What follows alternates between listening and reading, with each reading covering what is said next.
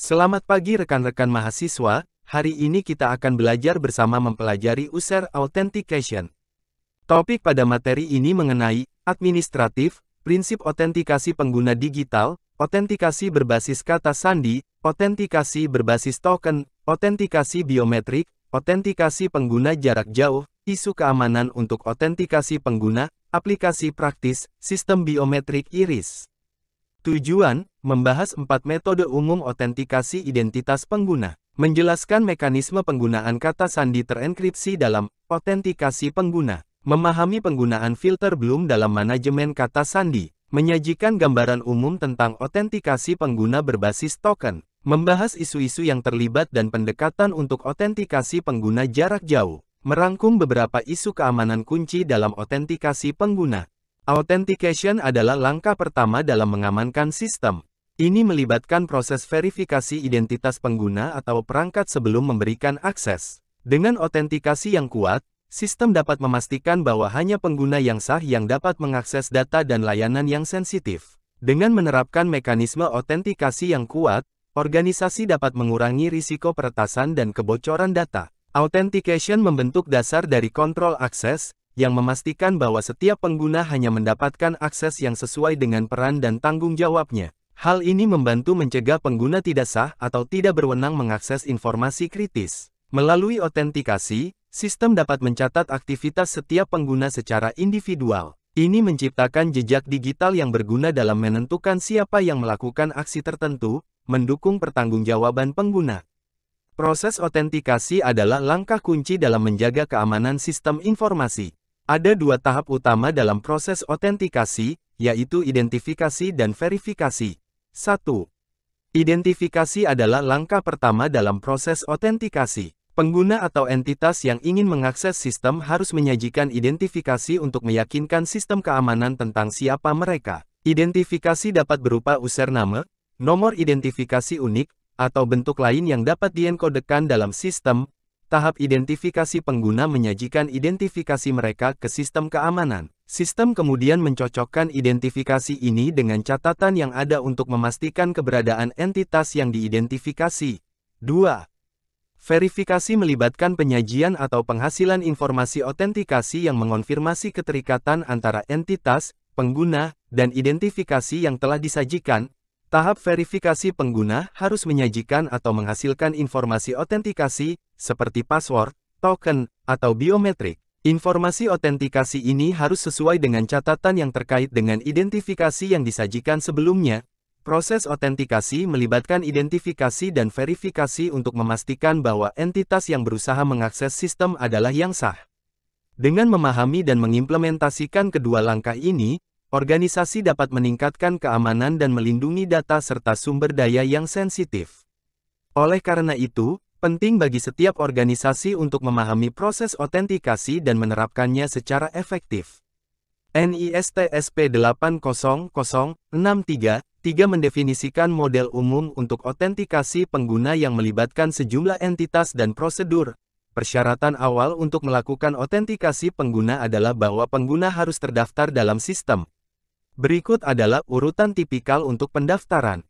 Seorang pelamar mengajukan permohonan kepada otoritas pendaftaran, RA, untuk menjadi pelanggan penyedia layanan kredensial, CSP. Dalam model ini, RA adalah entitas yang terpercaya yang menetapkan dan memberikan jaminan atas identitas seorang pelamar kepada CSP. CSP kemudian terlibat dalam pertukaran dengan pelanggan. Tergantung pada rincian sistem autentikasi secara keseluruhan, CSP menerbitkan semacam kredensial elektronik kepada pelanggan.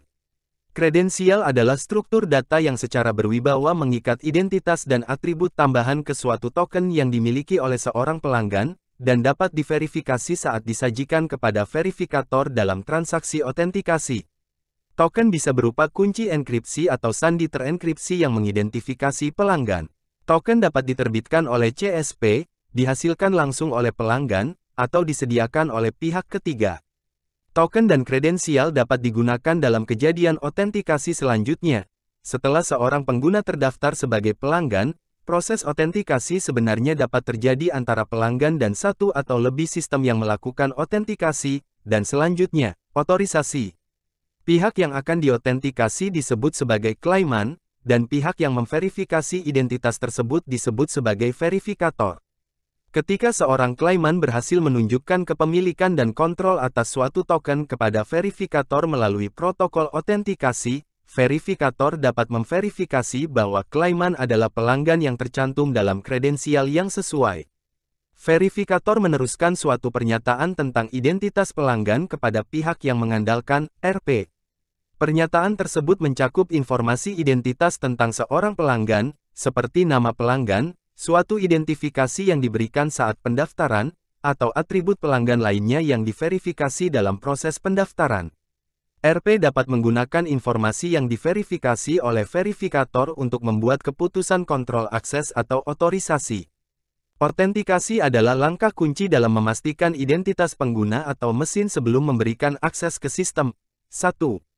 Memverifikasi identitas seseorang atau mesin. Autentikasi melibatkan proses memverifikasi identitas seseorang atau mesin sebelum memberikan akses ke sistem atau layanan. Tujuannya adalah untuk memastikan bahwa entitas yang berusaha mengakses adalah entitas yang sah. 2. Dasar kepercayaan adalah dasar dari proses autentikasi. Sistem percaya bahwa entitas yang telah diautentikasi adalah yang ia klaim menjadi, dan hak akses diberikan berdasarkan kepercayaan ini. 3. Asumsi adanya rahasia. Autentikasi didasarkan pada asumsi bahwa terdapat suatu rahasia yang hanya diketahui oleh entitas yang sah, baik itu manusia atau mesin. Rahasia ini dapat berupa password, kunci, atau informasi autentikasi lainnya. 4. Demonstrasi pengetahuan rahasia. Jika pihak yang berada di lokasi jarak jauh dapat menunjukkan pengetahuan tentang rahasia tersebut, maka autentikasi dianggap berhasil. Ini berarti bahwa entitas yang diautentikasi memiliki hak akses ke sistem atau layanan. Manfaat autentikasi, dengan memverifikasi identitas, autentikasi membantu mencegah entitas yang tidak sah mengakses sistem. Autentikasi adalah langkah pertama dalam melindungi data dan sumber daya yang sensitif dari ancaman. Autentikasi adalah fondasi keamanan yang vital dalam menjaga integritas sistem. Dengan memahami prinsip-prinsip autentikasi, organisasi dapat membangun sistem keamanan yang andal dan melindungi diri dari potensi risiko keamanan. Oleh karena itu, autentikasi merupakan langkah penting dalam strategi keamanan informasi. Autentikasi manusia adalah proses memverifikasi identitas individu sebelum memberikan akses ke sistem atau layanan. Berikut beberapa jenis autentikasi berdasarkan apa yang diketahui, dimiliki, dan identitas fisik individu. 1.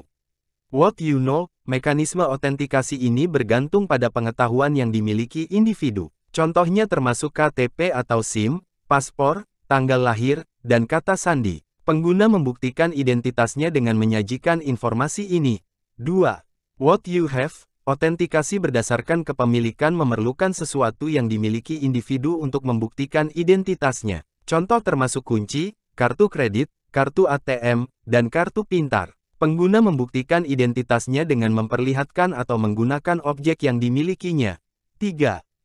Who you are. Jenis autentikasi ini berfokus pada identitas fisik atau biometrik individu. Contoh melibatkan penggunaan ciri-ciri unik seperti sidik jari, retina mata, atau struktur wajah.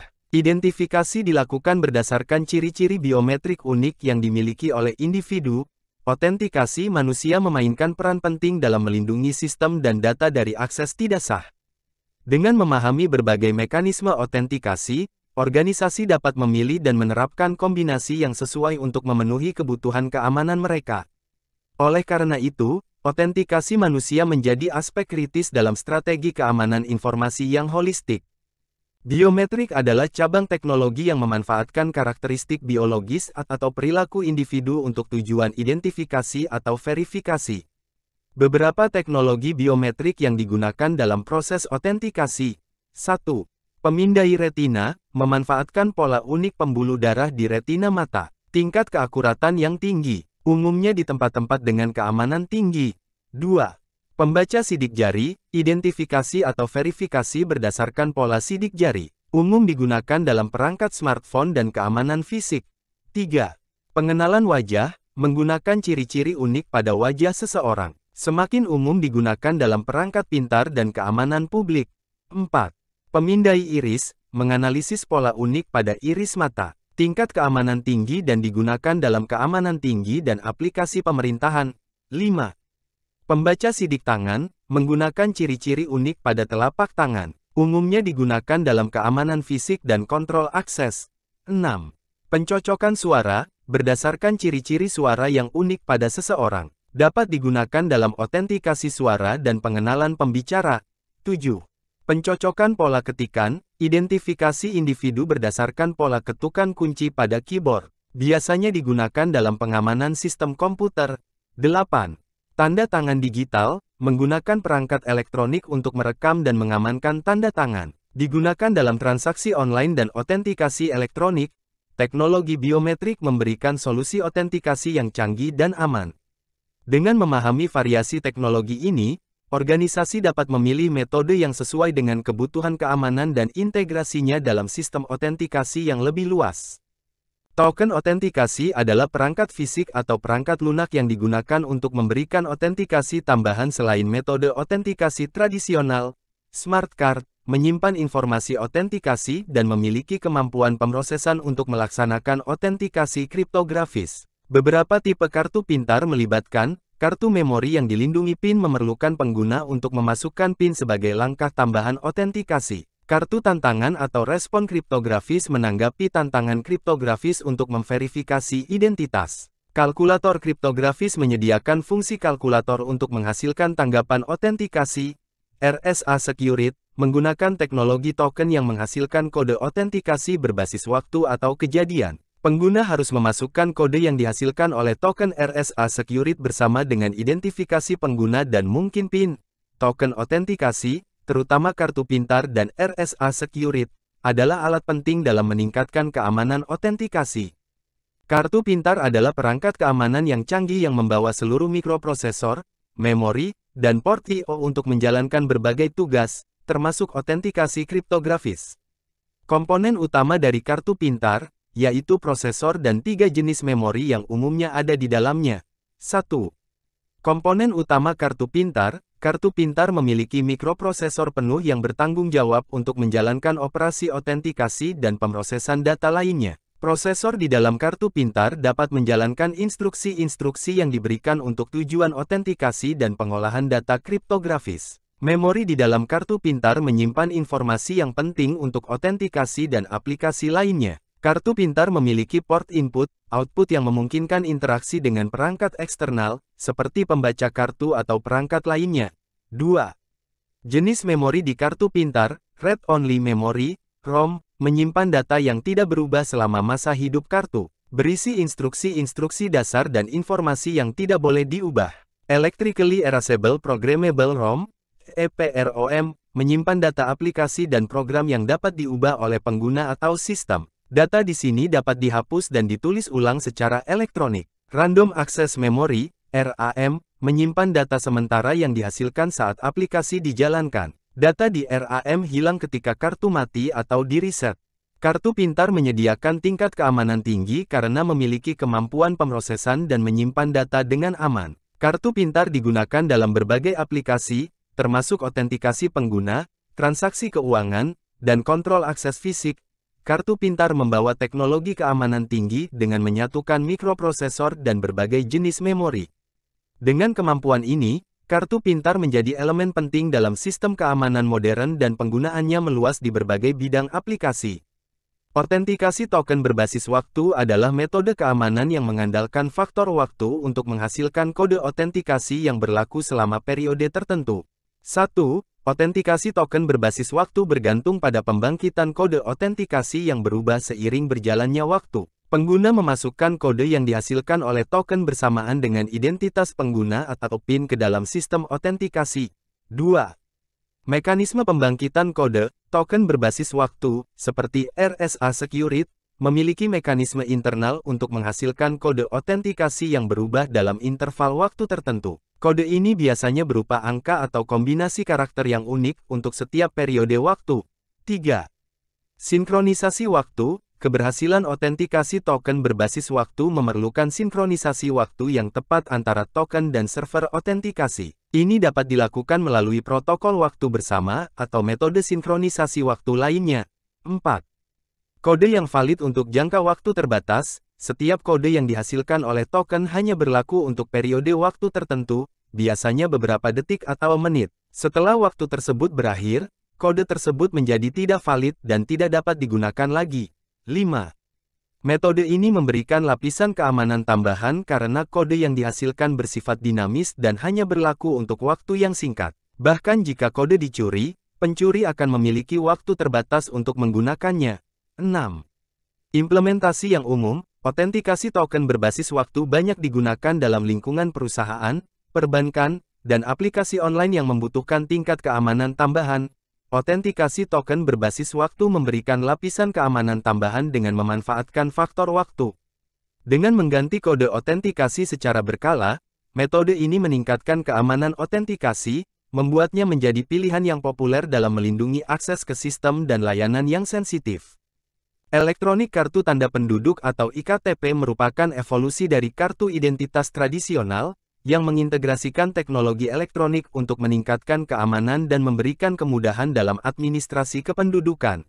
IKTP dilengkapi dengan chip elektronik yang menyimpan data dan informasi biometrik pemilik kartu. Data biometrik seperti sidik jari, foto wajah, dan kadang-kadang retinal scan, dapat dienkripsi dan disimpan dalam IKTP. Informasi pribadi seperti nama, alamat, dan nomor identitas penduduk dapat diakses melalui pembaca khusus dan dienkripsi untuk keamanan tambahan. Manfaat IKTP, penggunaan teknologi elektronik memberikan keamanan tinggi untuk melawan pemalsuan dan kejahatan identitas. Proses administrasi kependudukan menjadi lebih efisien dengan otomatisasi dan akses cepat terhadap informasi penduduk. IKTP memfasilitasi akses penduduk ke layanan publik, termasuk pelayanan kesehatan, pendidikan, dan pelayanan pemerintah lainnya. Dampak sosial dan ekonomi, meningkatnya keamanan identitas dapat membantu menanggulangi kejahatan terkait identitas. Akses cepat ke data penduduk membantu meningkatkan kualitas layanan yang disediakan oleh pemerintah. IKTP dapat terintegrasi dengan sistem pembayaran dan transaksi, mendukung kemajuan ekonomi digital. Tantangan dan keamanan data, perlindungan data pribadi dan keamanan teknologi elektronik merupakan tantangan krusial. Pendidikan masyarakat tentang keamanan dan manfaat IKTP diperlukan untuk penerapan yang sukses. IKTP menghadirkan solusi modern dalam manajemen identitas dan administrasi kependudukan. Dengan menggabungkan keamanan tinggi dan efisiensi administrasi, IKTP memainkan peran penting dalam membawa identitas ke era digital, mendukung perkembangan sosial dan ekonomi yang berkelanjutan. Otentikasi biometrik adalah metode keamanan yang berusaha untuk mengotentikasi individu berdasarkan karakteristik fisik unik yang dimilikinya. Otentikasi biometrik berfokus pada penggunaan ciri-ciri fisik unik individu sebagai kunci identifikasi. Sistem ini menggunakan pengenalan pola untuk membandingkan dan mencocokkan data biometrik dengan profil yang terdaftar. Otentikasi biometrik berdasarkan pengenalan pola, yang mencakup analisis dan pemahaman pola unik dari berbagai karakteristik fisik. Teknologi otentikasi biometrik cenderung lebih kompleks dan mahal dibandingkan dengan penggunaan kata sandi dan token. Diperlukan perangkat keras dan perangkat lunak khusus untuk membaca, memproses, dan membandingkan data biometrik. Otentikasi biometrik menggunakan berbagai karakteristik fisik untuk identifikasi, antara lain, ciri-ciri wajah adalah pengenalan dan analisis fitur wajah individu. Sidik jari adalah identifikasi berdasarkan pola unik pada ujung jari. Geometri tangan adalah pemetaan dan analisis pola tangan sebagai metode identifikasi. Pola retina adalah pengenalan berdasarkan pola pembuluh darah pada retina mata. Iris adalah analisis pola iris untuk keperluan otentikasi. Tanda tangan adalah penggunaan pola dan dinamika tanda tangan sebagai tanda unik. Suara adalah identifikasi melalui analisis ciri-ciri suara individu. Otentikasi biometrik menawarkan tingkat keamanan yang tinggi melalui penggunaan ciri-ciri fisik unik individu. Meskipun kompleks dan mahal, metode ini menjadi solusi potensial untuk melawan ancaman keamanan dalam kehidupan digital, dengan catatan kebijakan dan keamanan yang cermat. Otentikasi biometrik melibatkan berbagai karakteristik fisik atau perilaku individu untuk mengidentifikasi dan mengautentikasi pengguna. Berbagai karakteristik biometrik yang umumnya digunakan dalam skema otentikasi pengguna melibatkan sidik jari, pola wajah, iris, suara, faktor biaya seperti biaya terkait dengan perangkat keras, seperti sensor sidik jari, kamera wajah, atau pemindai iris. Biaya pengembangan dan implementasi perangkat lunak untuk analisis dan pemrosesan data biometrik. Biaya infrastruktur untuk menyimpan dan mengelola data biometrik, serta mengimplementasikan sistem otentikasi.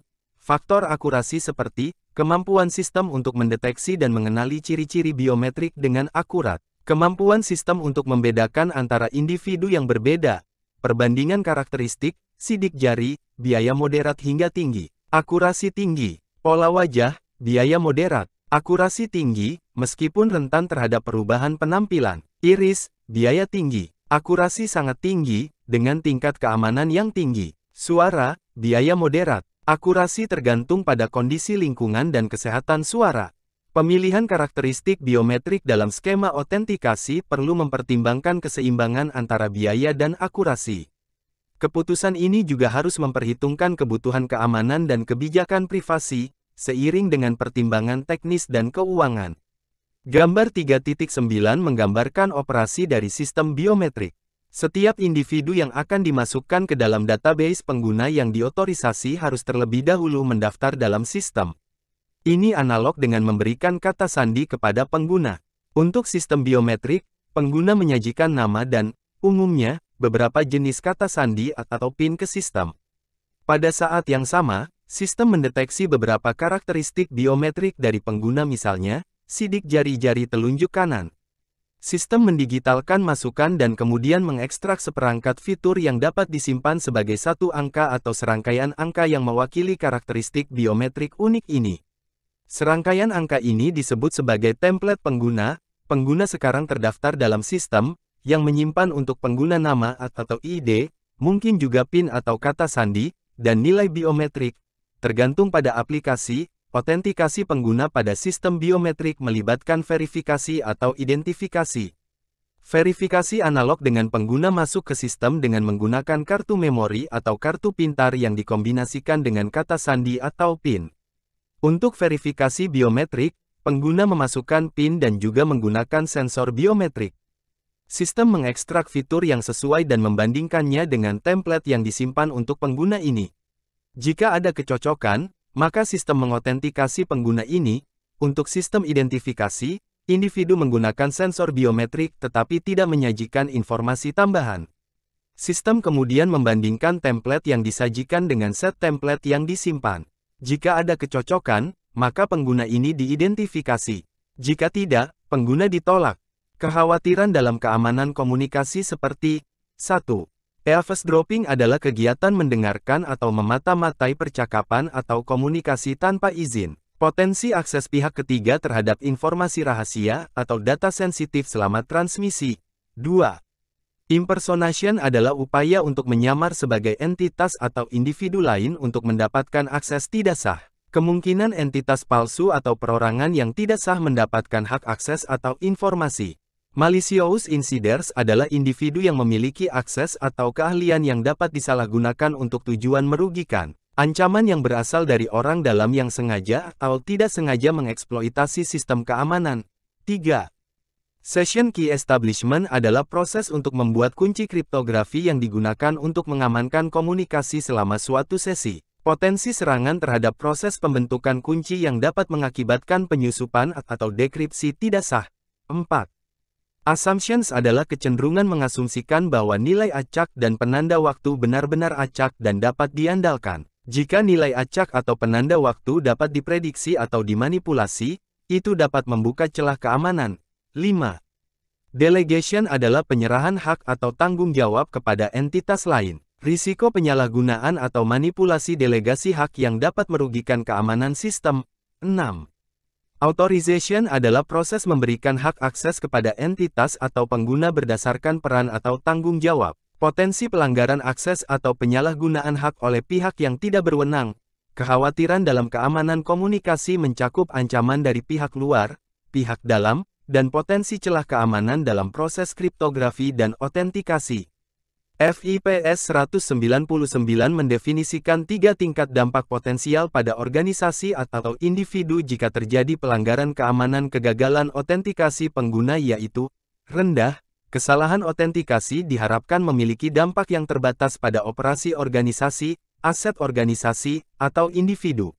Kesalahan tersebut mungkin, 1. Menyebabkan penurunan dalam kemampuan misi hingga tingkat dan durasi di mana organisasi dapat menjalankan fungsi utamanya, tetapi efektivitas fungsi tersebut berkurang secara signifikan. 2. Menyebabkan kerusakan kecil pada aset organisasi. 3. Menyebabkan kerugian keuangan kecil bagi organisasi atau individu. 4. Menyebabkan kerugian kecil pada individu. Sedang, kesalahan otentikasi diharapkan memiliki dampak yang serius. Kesalahan tersebut mungkin, 1. Menyebabkan penurunan signifikan dalam kemampuan misi hingga tingkat dan durasi di mana organisasi dapat menjalankan fungsi utamanya, tetapi efektivitas fungsi tersebut berkurang secara signifikan. 2. Menyebabkan kerusakan signifikan pada aset organisasi. 3. Menyebabkan kerugian keuangan signifikan. 4. Menyebabkan kerugian signifikan pada individu yang tidak melibatkan hilangnya nyawa atau cedera serius mengancam jiwa. Tinggi, kesalahan otentikasi diharapkan memiliki dampak yang parah atau bencana. Kesalahan tersebut mungkin, 1. Menyebabkan penurunan parah atau kehilangan kemampuan misi hingga tingkat dan durasi di mana organisasi tidak dapat menjalankan satu atau lebih fungsi utamanya. 2. Menyebabkan kerusakan besar pada aset organisasi. 3. Menyebabkan kerugian keuangan besar bagi organisasi atau individu. 4. Menyebabkan kerugian serius atau bencana pada individu yang melibatkan kehilangan nyawa atau cedera serius mengancam jiwa. Tabel ini menunjukkan bahwa jika dampak potensial rendah, tingkat jaminan 1 sudah memadai. Jika dampak potensial sedang, tingkat jaminan 2 atau 3 harus dicapai. Dan jika dampak potensial tinggi, tingkat jaminan 4 harus diimplementasikan. Analisis serupa dapat dilakukan untuk kategori lain yang tertera dalam tabel. Analis kemudian dapat memilih tingkat jaminan sehingga memenuhi atau melebihi persyaratan jaminan dalam setiap kategori yang tercantum dalam tabel.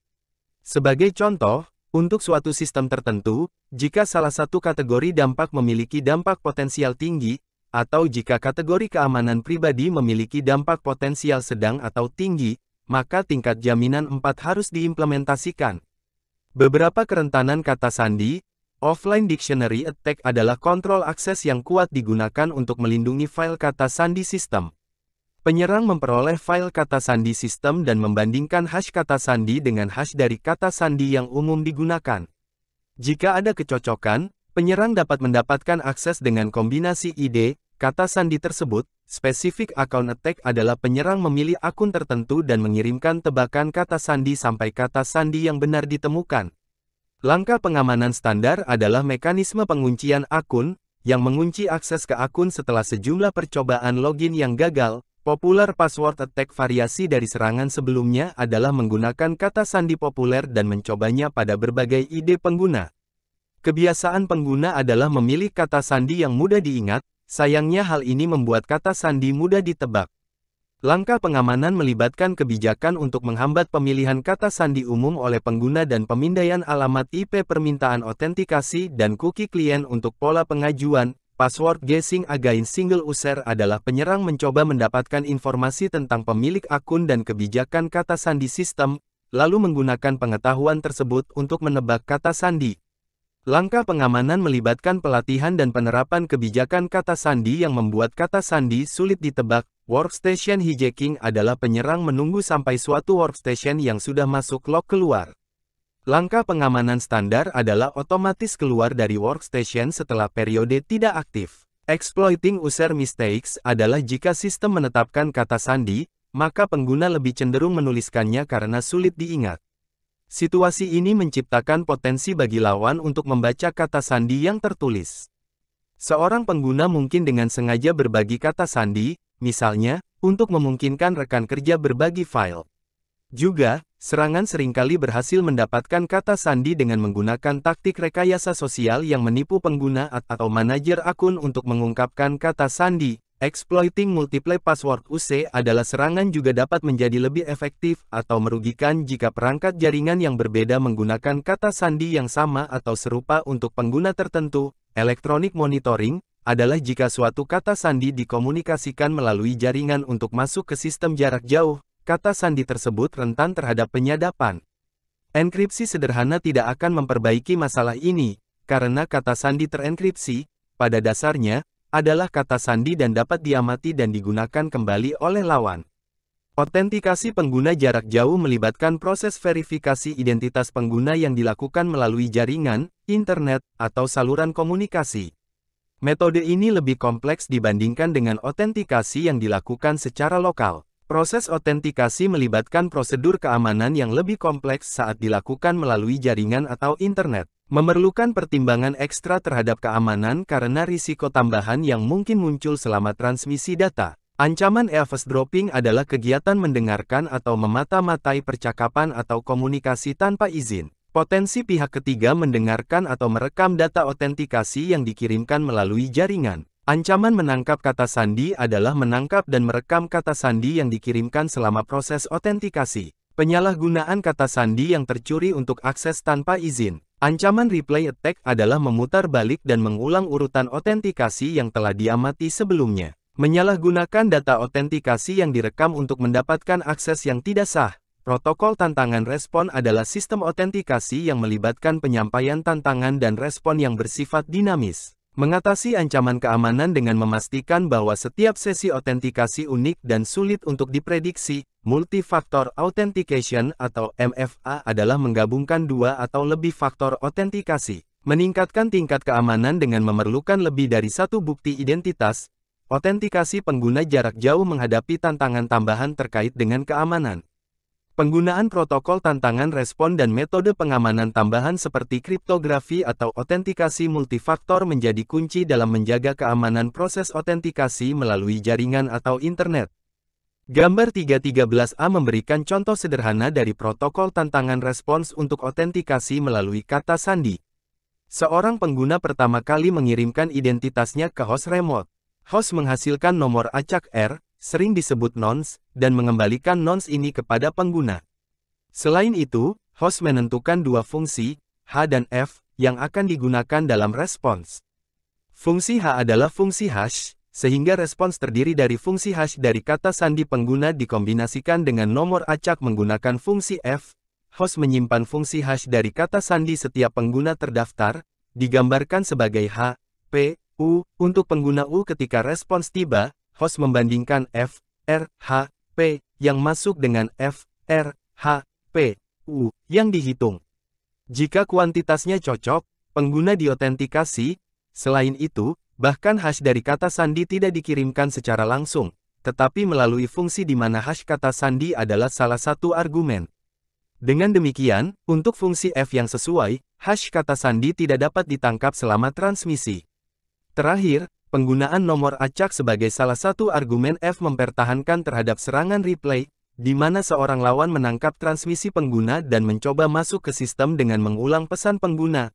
Gambar 3.13b memberikan contoh sederhana dari protokol token untuk otentikasi.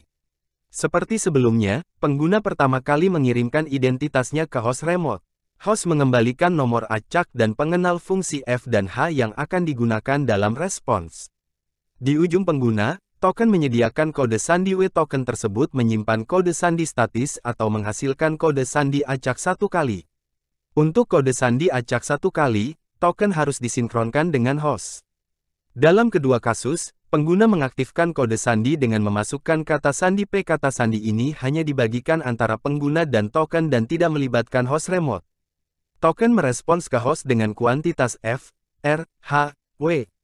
Untuk kode sandi statis, host menyimpan nilai terhash H, W, U. Untuk kode sandi dinamis, host menghasilkan kode sandi satu kali, disinkronkan dengan yang dihasilkan oleh token, dan mengambil hashnya. Otentikasi kemudian dilanjutkan dengan cara yang sama seperti protokol kata sandi. Gambar 3.13c adalah contoh protokol otentikasi pengguna menggunakan biometrik statis. Seperti sebelumnya, pengguna mengirimkan ID ke host, yang merespons dengan nomor acak R dan, dalam hal ini, pengenal enkripsi E. Di sisi pengguna adalah sistem klien yang mengendalikan perangkat biometrik. Sistem menghasilkan template biometrik BT, dari biometrik pengguna B, dan mengembalikan teks terenkripsi E, R, D, BT, di mana D, mengidentifikasi perangkat biometrik tertentu ini.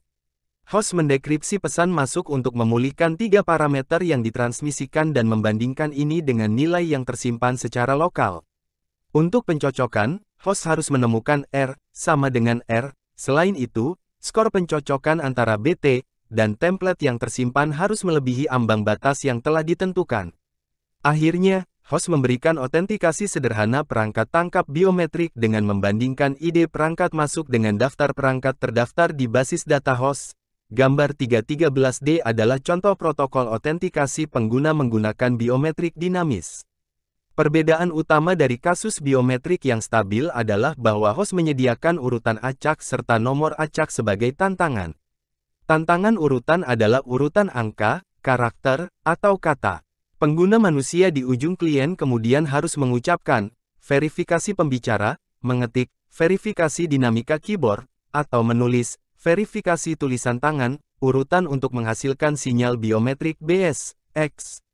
Sisi klien mengenkripsi sinyal biometrik dan nomor acak.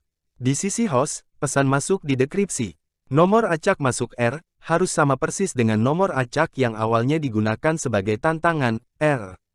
Selain itu, host menghasilkan perbandingan berdasarkan sinyal biometrik masuk BS(X) template yang tersimpan BT(U) untuk pengguna ini, dan sinyal asli X, jika nilai perbandingan melebihi ambang batas yang telah ditentukan, pengguna diautentikasi. Sistem biometrik iris yang dikembangkan untuk digunakan oleh Uni Emirat Arab, UEA, di titik kontrol perbatasan. UEA sangat mengandalkan tenaga kerja dari luar dan semakin menjadi daya tarik wisata. Oleh karena itu, relatif terhadap ukurannya, UEA memiliki volume pendatang yang sangat besar. Pada hari biasa, lebih dari 6.500 penumpang masuk ke UEA melalui 7 bandara internasional, 3 pelabuhan darat, dan 7 pelabuhan laut. Mengatasi volume besar pendatang dengan cara yang efisien dan tepat waktu merupakan tantangan keamanan yang signifikan. Salah satu kekhawatiran utama UEA adalah upaya oleh orang-orang yang dideportasi untuk kembali masuk ke negara tersebut. Cara tradisional untuk mencegah re-entry melibatkan identifikasi individu berdasarkan nama, tanggal lahir, dan data berbasis teks lainnya. Risikonya adalah bahwa informasi ini dapat diubah setelah deportasi. Seseorang dapat tiba dengan paspor berbeda dengan kewarganegaraan yang berbeda dan perubahan pada informasi identifikasi lainnya. Untuk melawan upaya seperti itu, UEA memutuskan untuk menggunakan sistem identifikasi biometrik dan mengidentifikasi persyaratan berikut. Mengidentifikasi satu orang dari populasi orang yang besar, mengandalkan fitur biometrik yang tidak berubah seiring waktu, menggunakan fitur biometrik yang dapat diperoleh dengan cepat, mudah digunakan, merespons secara real-time untuk aplikasi transit massal, aman dan non-invasif, dapat diskalakan ke miliaran perbandingan dan tetap mempertahankan kinerja terbaik, terjangkau, pengenalan iris dipilih sebagai metode yang paling efisien dan paling aman. Tidak ada dua iris yang sama. Tidak ada korelasi antara pola iris bahkan pada kembar identik, atau mata kanan dan kiri seseorang. Implementasi sistem melibatkan pendaftaran dan pemeriksaan identitas. Semua orang asing yang dideportasi tunduk pada pemindaian iris di salah satu pusat pendaftaran yang banyak. Informasi ini digabungkan ke dalam satu basis data pusat. Pemindai iris diinstal di semua 17 pelabuhan udara, darat, dan laut ke UEA. Kamera pengenalan iris mengambil gambar hitam putih dari jarak 5 hingga 24 inci dari mata, tergantung pada kamera. Kamera menggunakan penerangan inframerah dekat yang non-invasif, mirip dengan pengendali TV remote, nyaris terlihat dan dianggap sangat aman. Gambar pertama diproses oleh perangkat lunak yang lokalises batas dalam dan luar iris, dan kontur kelopak mata, untuk mengekstrak hanya bagian iris. Perangkat lunak membuat apa yang disebut kode fase untuk tekstur iris, mirip dengan kode urutan DNA. Fitur unik iris ditangkap oleh kode ini dan dapat dibandingkan dengan basis data besar iris yang dipindai untuk membuat kecocokan. Melalui jaringan terdistribusi gambar ini, kode iris dari semua penumpang yang tiba dibandingkan secara real-time secara menyeluruh terhadap basis data pusat yang terdaftar. Perlu dicatat bahwa ini adalah tugas yang lebih menuntut perhitungan daripada memverifikasi identitas. Dalam hal ini, pola iris dari setiap penumpang yang tiba dibandingkan dengan seluruh basis data pola yang dikenal untuk menentukan apakah ada kecocokan. Dengan volume lalu lintas dan ukuran basis data saat ini, jumlah perbandingan silang iris harian lebih dari 9 miliar. Seperti halnya dengan setiap sistem keamanan, penyerang selalu mencari tindakan pencegahan. Pejabat UEA harus mengadopsi metode keamanan baru untuk mendeteksi apakah iris telah diperlebar dengan obat tetes mata sebelum pemindaian. Ekspatriat yang dilarang masuk ke UEA mulai menggunakan tetes mata dalam upaya untuk mengecoh sistem pengenalan iris pemerintah saat mereka mencoba untuk masuk kembali ke negara tersebut. Sebuah algoritma baru dan prosedur langkah demi langkah yang terkomputerisasi telah diadopsi untuk membantu pejabat menentukan apakah iris dalam kondisi normal atau tetes pengembang mata telah digunakan. Sekian penjelasan materi hari ini, terima kasih dan jangan lupa like, comment, and subscribe untuk mendapatkan materi terbaru dari kami.